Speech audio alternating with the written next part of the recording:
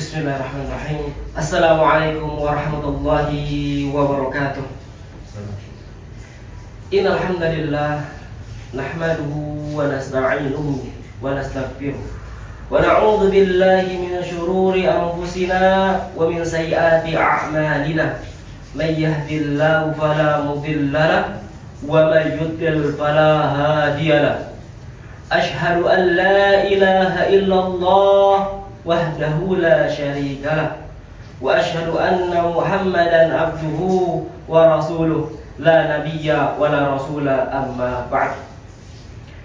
Qala tabaraka wa ta'ala fil Qur'anil 'azim, ya ayyuhalladzina amanu taqullaha haqqa tuqatih wa la tamutunna illa wa antum muslimun.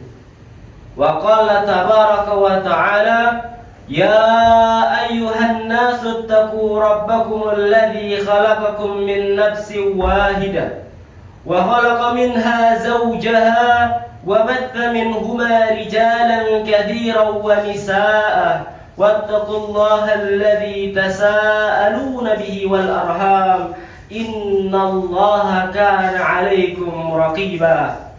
Fa inna asdaqal hadits kitabullah wa khairul huda huda Muhammadin sallallahu alaihi wasallam wa syarrul umuri muhdatsatuha wa kullu muhdatsatin bid'ah wa kullu bid'atin dhalalah wa kullu dhalalatin finnar. Al hadirun wal hadirat, jamaah ikhwan wal akhwat rahimani wa rahimakumullah, yang mana semoga Allah Jalla wa'ala selalu senantiasa memberikan kita rahmat dan karunia-Nya. Kita harus selalu mengucapkan rasa syukur dan rasa puji kepada Allah Jalla wa'ala yang telah banyak mencurahkan nikmat yang tiada taranya, nikmat yang apabila kita hitung kita tidak akan mampu untuk menghitungnya. La tuhsuha, tak sanggup kita untuk menghitungnya. Nikmat Islam, nikmat iman, nikmat waktu luang, nikmat kesehatan, yang mana Allah selalu kasih kita kenikmatan ini dengan secara cuma-cuma. Kita harus banyak bersyukur kepada Allah Jalla wa'ala. Apabila kita bersyukur, maka Allah akan tambah nikmatnya. Namun apabila kita kufur, maka azab Allah sangatlah pedih. Menjadi kaum muslimin, mempelajari sunnah Nabi Sallallahu Alaihi Wasallam merupakan nikmat yang sangat agung, merupakan nikmat yang sangat besar yang Allah berikan kepada kita. Semoga kita selalu istiqomah dalam mempelajari Al-Quran, mentadabburi Al-Quran, dan memahami sunnah-sunnah Nabi Sallallahu Alaihi Wasallam. Salawat dan salam semoga selalu tetap tercurah limpahkan kepada baginda kita, suri tauladan, penutup para nabi dan rasul, yakni Nabi Muhammad sallallahu alaihi wasallam. Semoga salawat, kesejahteraan dan keselamatan untuk pengikut-pengikut beliau, untuk keluarga-keluarga beliau ahlul bait, untuk para sahabat-sahabatnya, untuk para tabi'in-tabi'innya, dan semoga Allah Jalla wa'ala meridhoi kita agar kita dapat berkumpul di surganya kelak. Allahumma amin. Alhamdulillah, dengan izin Allah, hari ini kita masuk ke pembahasan hadis ke-11 dalam kitab Arba'in An-Nawawi, yang mana hadis ini kita rangkap insyaallah biidznillah ta'ala sampai hadis ke-12. Yang pertama hadis ke-11 berkaitan tentang memilih yang yakin dan meninggalkan suatu hal-hal yang dapat meragukan. Kita bacakan redaksi hadisnya. An Abi Muhammad al-Hasan ibn Ali bin Abi Talib, sibti Rasulillah sallallahu alaihi wasallam, wa raihanatihi radhiyallahu anhu qala sami'tu min Rasulillah sallallahu alaihi wasallam da ma la yaribuka ila ma la yaribuka. Wa rawahu Tirmizi wa Nasa'i wa qala Tirmizi hadisun hasanun sahihun. Baik, kita akan berbicara sedikit perihal perawi hadis ini. An Abi Muhammad, yang mana An Abi Muhammad merupakan kunyah dari Al-Hasan. Al-Hasan bin Ali bin Abi Thalib, kunyahnya Abu Muhammad. Al-Hasan ini merupakan cucu dari Nabi Muhammad sallallahu alaihi wasallam. Dan ia anak dari sahabat yang mulia, yaitu Ali bin Abi Thalib. Beliau memiliki keistimewaan yang mana beliau merupakan anak dari sahabat yang mulia Ali bin Abi Thalib, seorang pemuda yang tampan, memiliki akal yang cemerlang, penyantun. Beliau juga dermawan, mencintai kebaikan, dan memiliki pola fikir yang baik. Bahkan Rasulullah sallallahu alaihi wasallam menyifati ia merupakan seorang pemimpin. Sebagaimana sabda Nabi sallallahu alaihi wasallam, "Inna bani hadza Zaidun wa la'allallaha ayusliha bihi baina fi'ataini 'azimataini minal muslimina." Rasulullah sallallahu alaihi wasallam bersabda, sesungguhnya anakku, yaitu cucuku, ini pemimpin. Semoga dengannya Allah akan mendamaikan antara dua kelompok besar kaum muslimin. Dalam Sahih Bukhari. Yang mana sabda Nabi sallallahu alaihi wasallam dan kenyataan pun demikian. Ketika Ali bin Abi Thalib mati syahid, ayahnya yang mana Ali bin Abi Thalib mati syahid, dan ia mengangkat Al-Hasan, diangkat sebagai khalifah. Kemudian setelah menjabat menjadi khalifah 6 bulan, terjadi sebuah perselisihan yang begitu besar antara kubu Ali bin Abi Thalib dan kubu Muawiyah bin Abi Sufyan. Banyak terjadi peperangan di situ, banyak pro dan kontranya di situ, sehingga Al-Hasan melepaskan kepemimpinannya dan ia serahkan kepada Muawiyah sebagai pemimpin kaum muslimin. Maka pada kejadian itu terjadi pada tahun 41 Hijriah. Mereka menamakannya dengan Amul Jamaah, tahun persatuan. Karena terjadi perselisihan antara kubu Ali bin Abi Thalib yang tidak terima ketika Hasan diangkat menjadi khalifah, jadi pemimpin. Sehingga ketika itu dengan hati yang lapang, dengan jiwa yang tawaruknya dari Hasan ini, ia serahkan kepemimpinan kepada Muawiyah, sehingga tentramlah, sehingga damailah kedua kubu kaum muslimin ini. Kemudian Hasan meninggal pada tahun 50 Hijriah dan dikuburkan di Baqi, yang meriwayatkan dari kakeknya Rasulullah sallallahu alaihi wasallam. Jadi Al-Hasan ini yang meriwayatkan hadis dari Nabi sallallahu alaihi wasallam, yaitu 13 hadis. 13 hadis dia meriwayatkannya. Dalam yang mana yang kita sampaikan ini bisa kita lihat dalam biografi lengkap beliau, Syirah Al-Alamin An-Nubala. Bisa kita lihat secara detailnya tentang biografi beliau ini. Baik. Hadis yang kita bahas merupakan penggalan hadis yang panjang berkaitan tentang kunut dalam salat witir. Yang mana di sini terjadi sebuah perselisihan antara ulama. Apakah kunut di sini hukumnya wajib ketika melakukan salat witir atau hanya sunnah? Yang mana penggalan hadis ini disebutkan oleh Nabi sallallahu alaihi wasallam, fa inna sidqa tuma'nina wa innal kadhiba ribatun.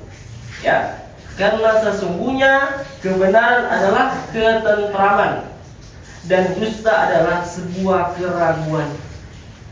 Dari hadis di sini kita akan membacakan maknanya, yang mana biografi tentang Al-Hasan telah kita sampaikan.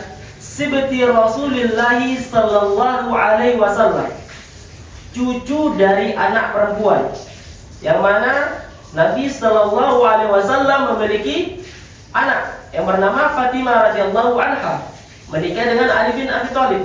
Maka orang Arab mengatakan kalau seseorang memiliki cucu dari anak perempuan disebutkan sibat, ya, sibatu. Namun apabila cucu dari anak laki-laki disebutkan hafid. Hafid yaitu cucu dari anak laki-laki. Wa raihanatihi ini ahli lugah mengatakan raihan ini adalah sebuah tumbuhan yang ada di surga yang aromanya sangat wangi. Namun secara istilah wa raihanatihi maknanya adalah cucu kesayangan Rasulullah. Kalau melihat dari firqah Rafidhah, ya, Syiah, mereka sangat mengagung-agungkan Husain.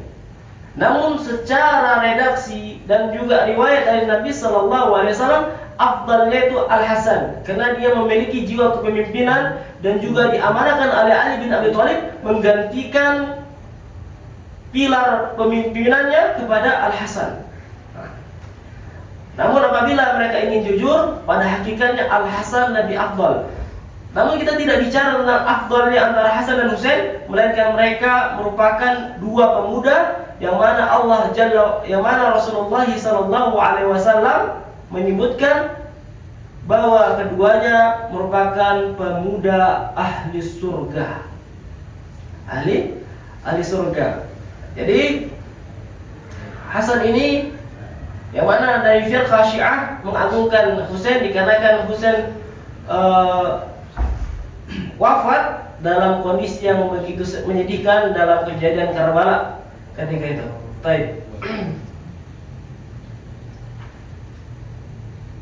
Kemudian dalam redaksi lain berkaitan tentang hadis ini, da' ma yaribuka ila ma la yaribuka. Tinggalkanlah apa-apa yang dapat meragukanmu kepada suatu perkara-perkara atau hal-hal yang tidak meragukan. Baik. Dalam sebuah kaidah, al-yaqinu la yazulu bisyak. Al-yaqinu la yazulu bisyak. Keyakinan itu tidak bisa hilang dengan keraguan-raguan. Baik. Dalam hadis ini perihal memilih yang yakin, meninggalkan hal-hal yang diragukan atau hal-hal yang dapat meragukan merupakan sifat wara' seorang muslim. Merupakan sifat waraknya seorang muslim. Apa bedanya antara sifat wara' dan sifat zuhud? Yang mana dikatakan bahwasanya wara' tarku ma yadurru fil akhirah, meninggalkan apa-apa yang dapat membahayakan ia untuk akhiratnya. Itu wara'. Apa itu zuhud? Tarku ma la yanfa'u fil akhirah. Adapun zuhud meninggalkan apa-apa yang tidak bermanfaat untuk akhiratnya. Jadi kalau dibilang afdalnya, maka zuhud lebih tinggi dibanding dengan wara'. Kenapa demikian? Karena seseorang yang memiliki sifat yang zuhud, maka dia sangat mempertimbangkan apa-apa yang ia beli, apa-apa yang ia ucapkan, apa-apa yang ia lakukan itu butuh pertimbangan. Ini bermanfaat nggak kira-kira untuk akhiratku? Misalkan dia punya uang sekian miliar, ia ingin beli mobil yang mewah, namun kira-kira bermanfaat nggak untuk akhiratnya? Dia ingin beli motor, atau mungkin dia memiliki uang yang pas-pasan, namun hakikatnya dia mampu untuk membelinya. Namun harta yang ia beli, baju yang ia kenakan, kemungkinan bermanfaat nggak untuk akhiratnya? Harta yang ia keluarkan, yang mungkin harta tersebut mubah, namun apakah itu mendapatkan manfaat untuk akhiratnya? Maka di sini orang-orang yang zuhud ini memiliki kemuliaan. Sebagaimana dikisahkan, yang mana ketika itu Umar bin Khattab ingin mendata sebuah desa yang berada di Syam. Yang mana ketika itu Umar membaca data orang-orang fakir dan miskin dan janda-janda yang butuh diberikan mukafaah ataupun biaya untuk biaya hidup mereka. Namun ketika Umar membaca sampai bawah, terlihatlah ada nama pemimpin gubernur yang ada di kota tersebut. Umar kaget. Apakah ini gubernur kalian? Mereka mengatakan na'am. Yang mana gubernur tersebut, sahabat tersebut, ketika ia mendapatkan harta dari orang lain, harta dari pemerintah, ia tidak berani untuk memakainya, ia langsung sedekahkan kepada fakir miskin, ia langsung santuni para janda-janda, para anak yatim, yang kasih semua. Nah, ini sifat zuhudnya seseorang. Baik.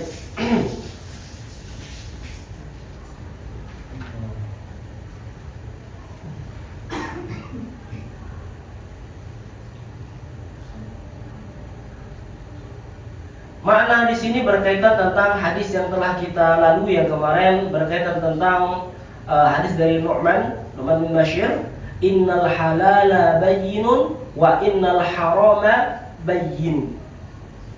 Bahwasanya suatu perkara yang halal itu jelas dan sebuah perkara yang haram itu jelas. Wa bainahuma umurun mushtabihat. Dan di antara keduanya adalah suatu perkara-perkara yang syubhat, yang samar-samar, yang abu-abu. La ya'lamuhunna katsirun minan nas. Ya, yang mana seluruh manusia, kebanyakan manusia tidak banyak mengetahui perkara tersebut. Tidak banyaknya mengetahui manusia, namun bukan dalam konteks berarti seluruh manusia tidak tahu. Maka ini salah. Ada kalangan manusia yang paham. Siapa mereka? Para mujtahidin, para ulama. Itu ranah para ulama di situ. Maka orang awam itu harus berhati-hati apabila datang kepadanya suatu perkara syubhat. Bagaimana contoh perkara syubhat? Apabila ia ingin bertanya kepada seseorang, Ustaz, bagaimana hukumnya lagu? Bagaimana hukumnya dengan nasyid? Bagaimana dengan ekapela? Apabila ia ragu, tanyakan kepada orang yang paham. Fadhkuru ahla dzikra in kuntum la ta'lamun. Maka tanyakanlah kepada orang yang faham, ya. Was'alu ahla dzikra. Ahla dzikra di sini adalah al ulama yang mengetahui, in kuntum la ta'lamun, apabila kau tidak mengetahuinya. Karena dalam pembahasan merana nasyid ini pun panjang pembahasan khilafiyahnya di sini. Namun kalau kita ingin wara, di sini. Kalau kita ingin wara, berhati-hati, karena perkara ini ragu-ragu kita, samar-samar antara halal dan haram, maka tinggalkanlah. Kenapa demikian? Karena meskipun seseorang menyanyikannya ekapela dengan suara bukan dengan musik, namun tasyabbuh dengan musiqah, menyerupai dengan musik, maka para ulama jumhur mengatakan bahwasanya itu haram.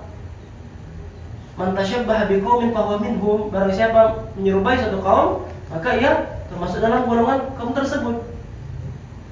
Maka kita harus berhati-hati di sini.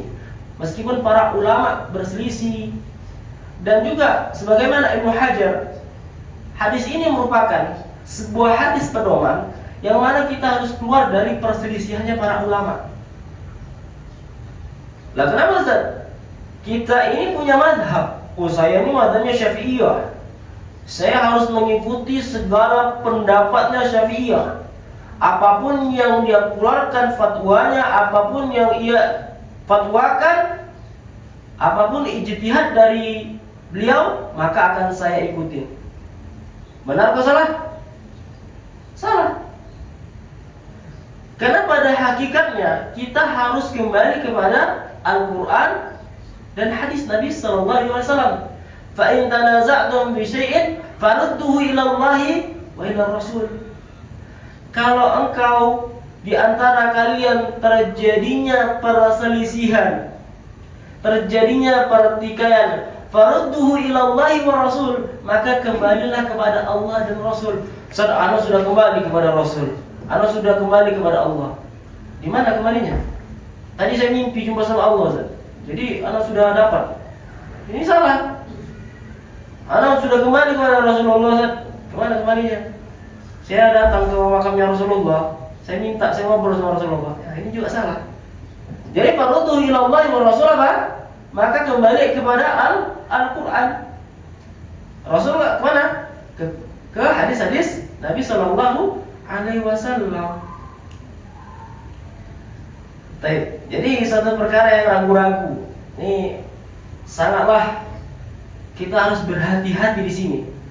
Dahulu sahabat Abu Bakar As-Siddiq, beliau ini punya budak laki-laki.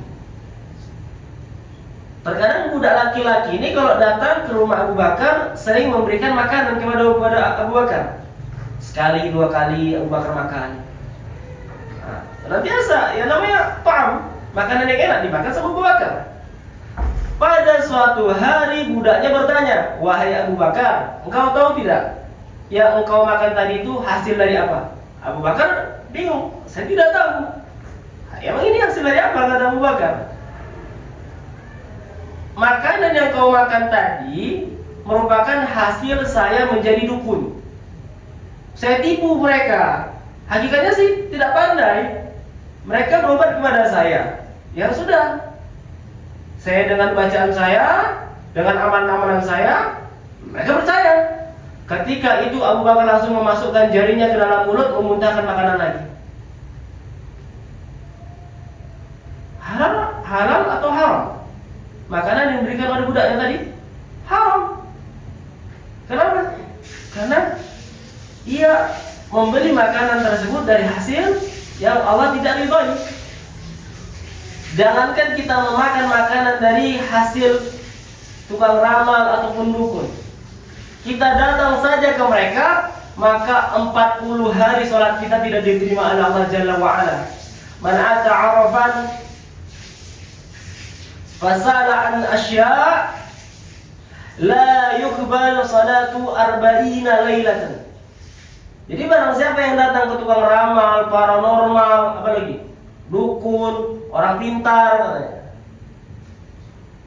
kita hanya sekedar bertanya saja, maka 40 hari sholat kita tidak diterima oleh Allah Jalla wa'ala. Tapi kalau datang ke Ustaz, penyakitnya nggak sembuh-sembuh Ustaz. Disuruh sholat, disuruh zikir. Kalau sama dukun instan Ustaz. Sakit ini langsung sembuh. Hati-hati wahai saudaraku sekalian, jamaah yang dirahmati Allah Jalla wa'ala. Itu hanya tipu muslihat dari syaitan, tipu muslihat dari jin. Bisa jadi hari itu sembuh, namun ada suatu ikatan dengan jin tersebut, waliyadu billah, sehingga kita nanti menjadi datangkan mudarat untuk kita ya. Itu masih hanya tipu muslihatnya para dukun. Belum nanti Dajjal yang datang. Kenapa Ustaz? Dajjal ketika datang di bumi, yang khusus Dajjal fil ardi yauman ka arba'in. Yauman wahid ka arba'in wa yauman wahid kal usbu wa yauman wahid kal ayyamil 'adiyah. Dajjal datang ke bumi nih bagaikan 40 hari. Ngapain dia datang ke bumi? Ingin mencari kaum-kaumnya yang mau ikut dengannya. Karena ia merasa dirinya Tuhan. Sembahlah aku, kata Dajjal. Apa kelebihan Dajjal? Yang mati dihidupkan lagi sama dia. Orang tua kita yang meninggal dihidupkan sama Dajjal. Namun itu hanya tipu muslihat. Hakikatnya kita bukan melihat orang yang meninggal dihidupkan oleh Dajjal, melainkan itu hanya tipu muslihat mata. Itu adalah dari bangsa syaitan dan jin. Ya tampakkan surga, ya tampakkan neraka, seolah-olah ia merupakan Tuhan. Ini kita berhati-hati di sini. Tidak boleh sembarangan berbuat syirik kepada Allah. Kemudian apa lagi? Sungai yang kering kerontang, tanaman yang sangat gersang, tanah yang tandus, dia sulap menjadi tumbuhan yang sangat indah, tumbuhan-tumbuhan yang sangat subur, sungai mengalir air semua di situ. Muslihat. Makanya kita selalu dianjurkan untuk baca Al-Kahfi agar tidak terhindar fitnah Dajjal, karena itu bahaya. Tinggalkan suatu perkara-perkara yang dapat meragukan. Perbanyak zikir, baca ayat kursi. Zikir pagi petang, ibu udah zikir pagi petang belum? Belum Ustaz, belum hafal. Baca, ada bukunya. Ayat kursi sudah hafal belum? Baca dulu. Agar apa? Karena ketika kita berzikir kepada Allah merupakan perisai kaum muslimin. Zikir pagi dia rutin, ayat kursi dia rutin, Al-Ikhlas, Al-Falaq dan Anas dia juga rutin terus. Ya muqallibal qulub, tsabbit qulubana ala dinik, ya musarrifal qulub, sarrif qulubana ala ta'atik. Selalu dia berdoa kepada Allah. Agar apa?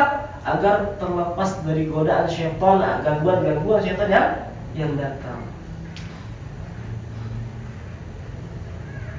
Kita berbicara tentang hadis ini, yang mana kita ambil contohnya apabila seorang ia batal wudhunya, kemudian dia salat dan ia ragu-ragu apakah ia masih memiliki wudhu ataukah sudah batal. Maka kita katakan tinggalkan yang ragu-ragu kepada yang tidak ragu-ragu. Yang diragukan ialah sah salatnya. Yang tidak diragukan ialah hendaknya ia berwudhu dan salat. Jadi apabila kita berangkat ke masjid, namun kita berpikir, tadi saya ini sudah wudhu atau belum? Al-yaqinu la yazulu bisyak. Sebuah keyakinan maka tidak akan sirna adanya suatu keraguan.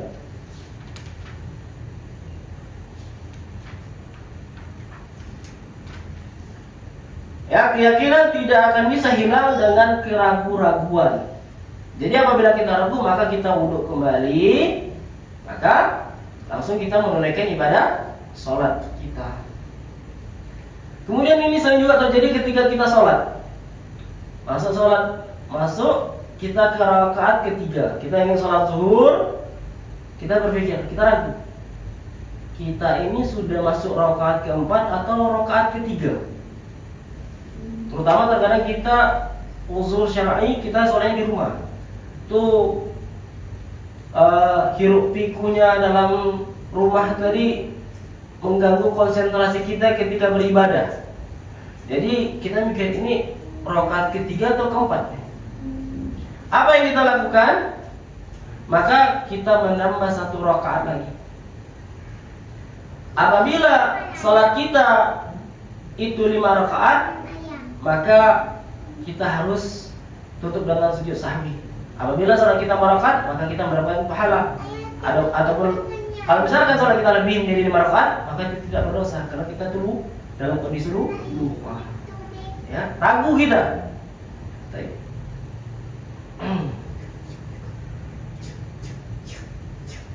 Namun apabila seseorang ketika ia melakukan salat, ia merasa apakah saya ini batal, apakah saya ini buang angin, terkadang di situ juga merupakan waswas syaitan, bisikan-bisikan syaitan.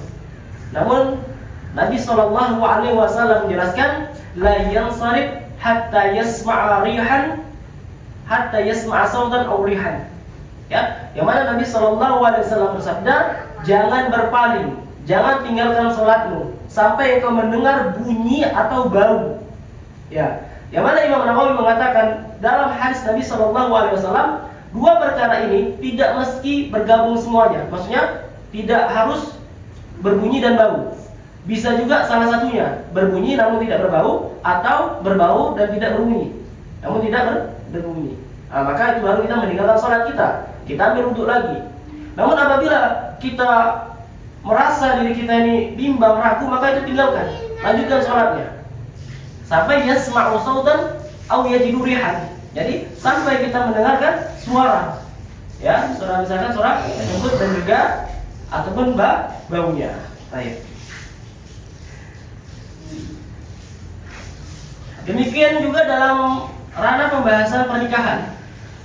Misalkan seorang menikah dengan disaksikan 2 orang saksi, kemudian setelah akad nikah ia ragu apakah kedua saksi itu adil ataukah tidak. Maka kita katakan akad nikah telah selesai dan nikahnya sah. Maka tinggalkannya ragu-ragu. Ini nikah. qabiltu nikaha wa tazwijaha bil mahri madhkur, aku terima nikahnya, maharnya yang telah disebutkan sah. Yang mana ada 2 saksi di situ. Namun dia ragu. Saksi yang 2 tadi itu orangnya adil atau tidak, maka ini tidak perlu kita hiraukan. Karena memang masuk dalam satu pembahasan para ulama, apakah saksi nikah itu harus adil, harus dia al-ubad, ahli ibadah. Maka pendapat yang kuat, saksi itu tidak harus adil. Yang mana orang-orang yang fasik, orang-orang yang fajir bisa menjadi saksi. Jadi tidak perlu kita tanya, Pak, Bapak adil nggak Pak orangnya Pak? Tidak perlu kita tanyakan, antum adil nggak? Jadi tidak perlu, ya.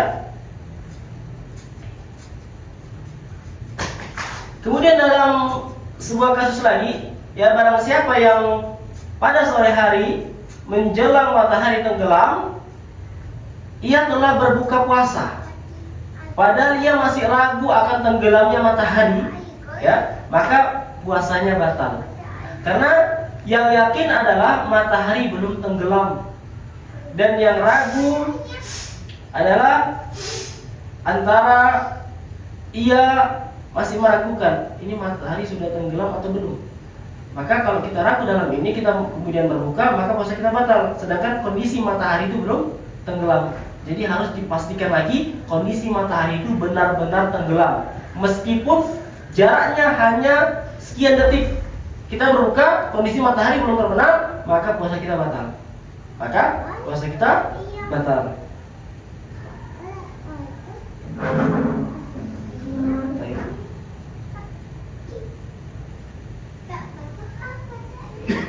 Kemudian dalam sebuah kasus atau contoh muamalah, tidak wajib bagi pembeli menanyakan kepada penjual mengenai barang dagangannya. Berkaitan misalkan seorang pembeli menanyakan kepada seorang penjual, dia bertanya, Pak, ini barang yang Bapak jual ini barang curian nggak? Atau barang yang Bapak jual ini barang rampasan? Ini kita tidak wajib bertanya demikian, tidak boleh. Kenapa? Sebagaimana Imam Ibnu Taimiyah rahimahullah berkata, wal aslu fima biyadil muslimi ayyakuna milkan lahu. Hukum asal segala sesuatu di tangan seorang muslim adalah miliknya dalam Majmu' Fatawa. Jadi hukum asalnya apapun yang ia jual maka itu miliknya, hukum asalnya. Jadi kita tidak wajib bertanya, Pak, ini barang Bapak barang curian tidak? Tapi kalau memang kita tahu bahwasanya fulan menjual itu hasil dari curian, maka kita diharapkan untuk membeli barang tersebut. Sama tak ubahnya ketika kita ini kejadian juga ketika kami bersafar dengan salah satu ustaz, yang mana ketika ingin makan hewan bebek, ya, makan bebek panggang ketika itu. Namun ketika itu kondisi bebeknya sudah kondisi tinggal dipanggang saja, namun lehernya belum putus. Berarti tidak disembelih. Berarti cara membunuh bebek tersebut dengan cara mungkin disentrum atau mungkin disuntik atau dengan cara lain. Wah, ini bahaya. Karena bebek ketika kita ingin memakannya maka wajib disembelih, ada bekas sembelihan di situ. Dan apabila kita ingin makan di sebuah warung atau restoran kufar, orang-orang kafir, maka kita harus berhati-hati. Apakah yang menjual makanan-makanan yang haram, maka kita harus tinggalkan itu. Karena bencana-bencana dicampur di situ antara makanan yang halal dan yang haram. Ya, itu bahaya di situ. Jadi kita harus tinggalkan. Ragu-ragu kita tinggalkan itu. Baik.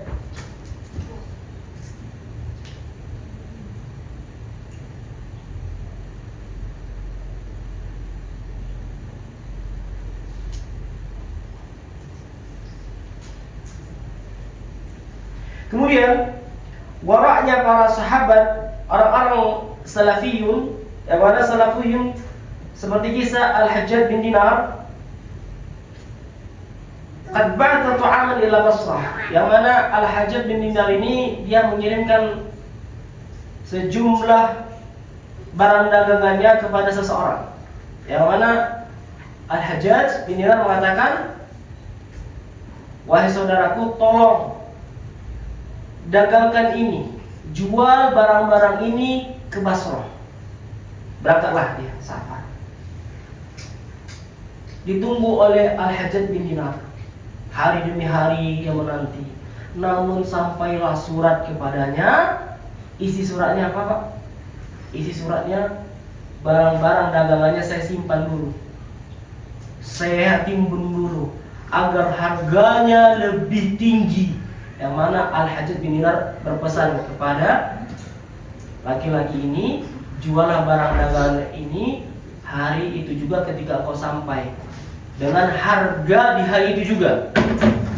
Namun ketika utusan yang dikirimkan oleh Al-Hajjaj bin Dinar, ia tahu bahwasanya barang ini akan langka, barang ini akan mahal, ia timbun barangnya, ia simpan barangnya. Ketika barang itu habis, maka ia akan keluarkan barangnya, ia jual dengan harga yang mahal. Maka ketika itu murka marahnya Al-Hajjaj bin Dinar, apa yang dia katakan?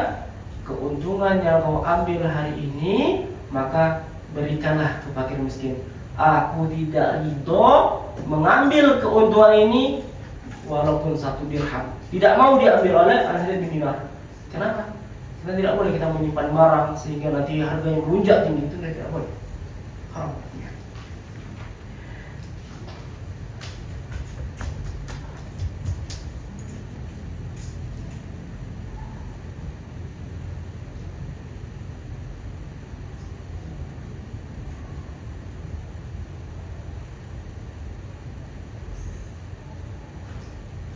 Baik. Alhamdulillah, di sini kita telah selesai dalam pembahasan hadis ke-11. Insyaallah kita akan lanjutkan sedikit ke hadis ke-12, yaitu meninggalkan apa-apa yang tidak bermanfaat. Baik. An Abi Hurairah radhiyallahu anhu qala Rasulullah sallallahu alaihi wasallam, min husni islamil mar'i tarkuhu ma la ya'ni. Hadisun hasanun rawahu Tirmizi wa ghairuhu hakada. Ya, dari Abu Hurairah bahwasanya ia berkata, Rasulullah sallallahu alaihi wasallam bersabda, dari kebaikan Islam seseorang meninggalkan apa-apa yang tidak bermanfaat baginya. Hadis ini banyak diriwayatkan oleh At-Tirmizi, Ibnu Majah, Al-Baghawi dalam Syarh Sunnah, Ibnu Hibban, Ibnu Abid. Baik. Pada hadis ini, seseorang meninggalkan sesuatu yang tidak bermanfaat baginya dan tidak ia ingin, bukan karena pertimbangan hawa nafsu dan keinginan jiwa, namun karena pertimbangan syariat Islam.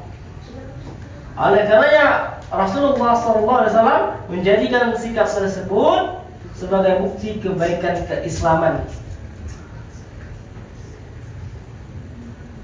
Hal-hal yang tidak bermanfaat bagi kaum muslimin maka kita harus tinggalkan. Yang mana hari ini kita telah dihujani suatu berita yang sangat viral.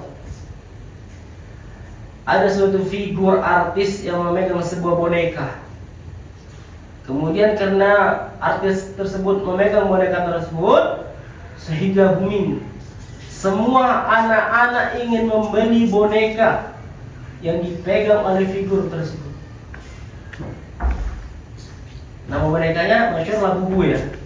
Labubu ya, boneka Labubu. Setelah kita ulik lagi, setelah kita bahas dengan para asatidzah, itu boneka asal usulnya adalah iblis, monster dari kalangan jin. Dan boneka tersebut dari produksi orang-orang kufar. Hasil dari boneka tersebut sekarang mencapai di angka hampir 150 triliun. Dahsyat.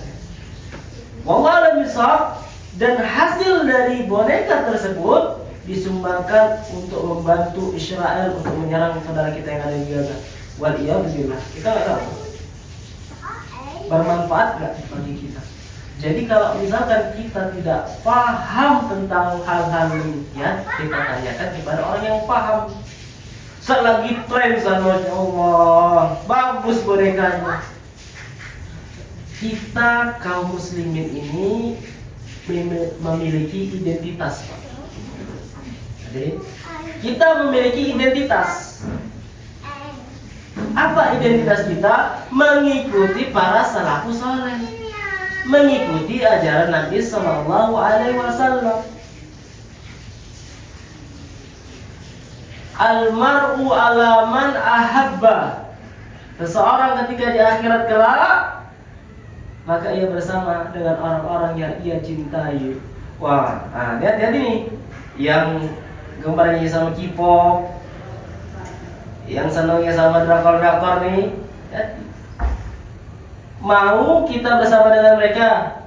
Yang mana orang-orang kafir itu tempatnya di neraka Jahannam. Innal ladzina kafaru min ahlil kitab wal musyrikin fi nari jahannam khalidina fiha. Ulaika hum syarrul bariyah. Kekal abadi. Mau kita bersama mereka di neraka? Enggak mau kan? Maka hindari perkara-perkara yang tidak bermanfaat untuk diri kita. Anda kalau lagi liburan, Anda sering main game sama adik Anda, sama teman-teman Anda, mabar Anda. Bermanfaat tidak untuk agama kita? Tapi Ustaz, refreshing Ustaz. Anda selama di pondok hafalan, bangun subuh. Ketika engkau di pondok berbulan-bulan, bertahun-tahun, engkau liburan, roboh semua apa yang telah kau usahakan. Hafalan hilang. Waktu terbuang sia-sia. Apakah ada sisi pahala di situ? Tidak ada. Kapan terakhir engkau baca Al-Quran? Ketika di pondok, saat di rumah, nggak pernah nyentuh Quran. Hafiz. Dan ini merupakan salah satu pesan untuk orang tua di rumah. Bu, bapak yang ada di rumah, para hadirin yang menyaksikan kita hari ini, bantu kami seorang pengajar, bantu guru-guru yang sedang ada di sekolah. Mereka sudah susah payah, nak jangan main HP, nak jangan pegang HP, dilarang pegang HP. Anak pondok ketahuan pegang HP, hilang HP-nya, dihancurkan HP-nya. Karena bahayanya mudaratnya kepada anak-anak yang sedang berkembang, anak-anak yang sedang mencari ilmu. Begitu liburan, ibu kasih HP dengan cuma-cuma main. Kuota habis diisi. Bukan seperti itu rasa kasih sayang kita kepada anak. Ustaz, anak saya pulang-pulang kok bandel ya, Ustaz? Ibu tolong kondisikan. Jadi kondisikan anak tadi itu biar dia bisa mengikuti arahan yang mana arahan tersebut telah banyak ditempa di sekolah, di pondok selama ia di pondok. Jangan terlalu dimanja. Terkadang generasi sekarang guru harus begitu patuh. Kalau apabila anaknya sulit untuk dibimbing, oke, kita buat lagi metode pembelajaran seperti ini. Oh, dia dalam rumah, dia seperti ini, maka guru mengikuti, menyesuaikan. Jadi ibarat seorang anak ini bagaikan raja, sangat dimanja. Beda orang-orang dahulu, para ulama-ulama terdahulu kita, hari demi harinya menghafal, mencatat kitab-kitab para ulama, mentadabburi Al-Quran, giat ia belajar, jauh safar dia dari Mekah ke Basrah, dari Basrah ke Hijaz, pindah lagi ke Syam, jauh berjalan safarnya. Ustaz jangan bedakan dong. Ustaz jangan samain antara orang dulu sama sekarang. Sekarang mah fasilitas kita sudah memadai semua. Orang tua, Masya Allah, sudah diberikan rezeki yang sangat banyak oleh Allah. Ketika kita disampaikan sebuah kisah dari para salafus saleh sebagai tamparan keras untuk diri kita, sebagai ibrah untuk diri kita, Abu Hurairah telah lama meninggal.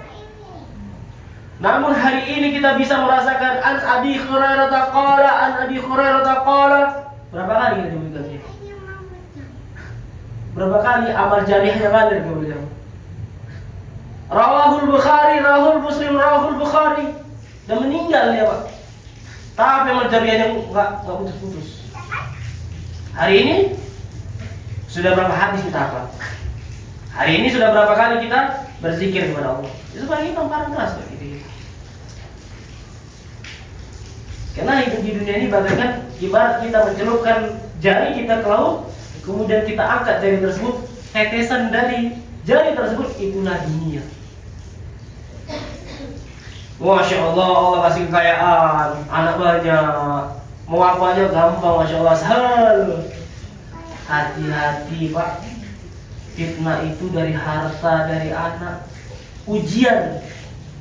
Bisa jadi Allah kasih kita itu adalah merupakan kenikmatan, namun kenikmatan yang sangat menipu. Istidraj. Allah kasih semuanya. Namun pada saatnya nanti akan ada masanya Allah tumbangkan dia dengan kesengsaraan. Waliyadzubillah, kita harus selalu berdoa kepada Allah. Makanya selalu kita memohon kepada Allah doa, Rabbi as'aluka ilman nafi'an wa rizqan thayyiban wa 'amalan mutaqabbalan. Ya Allah, terimalah ilmuku, ilman nafi'an, ilmu yang bermanfaat, wa 'amalan mutaqabbalan, dan amalku semoga Engkau terima. Wa rizqan thayyiban, dan rezeki yang baik. Di sini Nabi sallallahu alaihi wasallam bersabda dalam riwayat, ihris ala ma yanfa'uka wasta'in billahi wa la ta'jiz. Dalam redaksi lain, wala ta'jaz, bersungguh-sungguhlah, bekerja keraslah kepada apa-apa yang bermanfaat bagimu, dan minta tolonglah kepada Allah, dan janganlah bersikap lemah. Jangan bersikap lemah.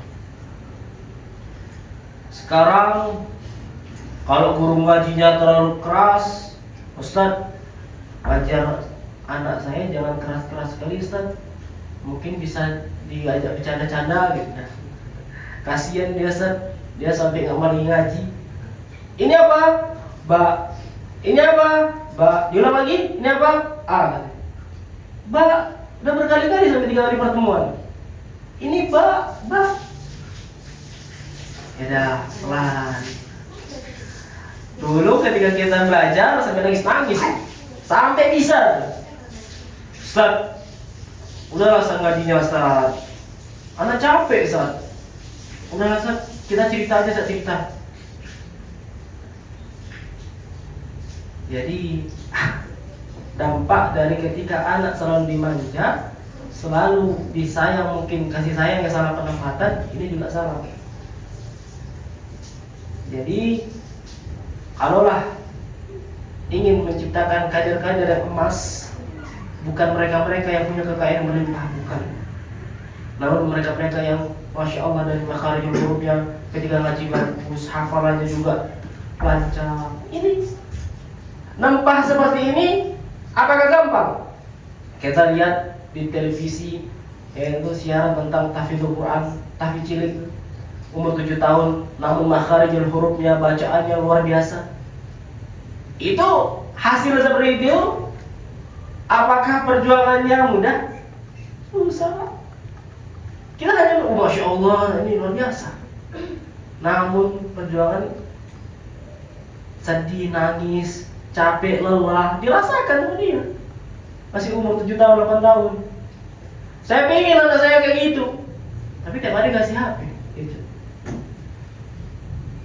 Saya pengen kayak gitu, apapun yang diminta diturutin. Pak, minta ini supaya ya. Para hadirin sekalian, semoga dirahmati Allah Jalla wa Ala. Kita tutup dengan sabda Nabi sallallahu alaihi wasallam, al-muslimu ala salima, al-muslimu man salima al-muslimuna bi lisanihi wa yadihi, wal muhajiru man hajra man nahallahu anhu. Jadi seorang muslim ialah orang yang mana kaum muslimin selamat dari lidah dan tangannya, dan orang yang hijrah adalah orang yang meninggalkan apa yang Allah larang. Namun di sini pesan yang sangat indah dari Rasulullah SAW, jagalah lisan kita, jagalah tangan kita terhadap saudara-saudara kita, jangan sampai kita menyakitinya, karena dua perkara tersebut merupakan orang-orang yang selamat, orang-orang yang mana Allah dan Rasulullah SAW ridai. Baik, barakallahu fikum jami'an. Semoga pada hari ini kita mendapatkan ibrah ataupun pelajaran dari sabda Nabi SAW dan dapat kita amalkan dalam kehidupan kita sehari-hari. Wallahu a'lam bishawab. Aqulu qawli hadza astaghfirullah li wa lakum wa lisa'il muslimin wal muslimat astaghfiruhu innahu wal ghafurur rahim. Assalamualaikum warahmatullahi wabarakatuh.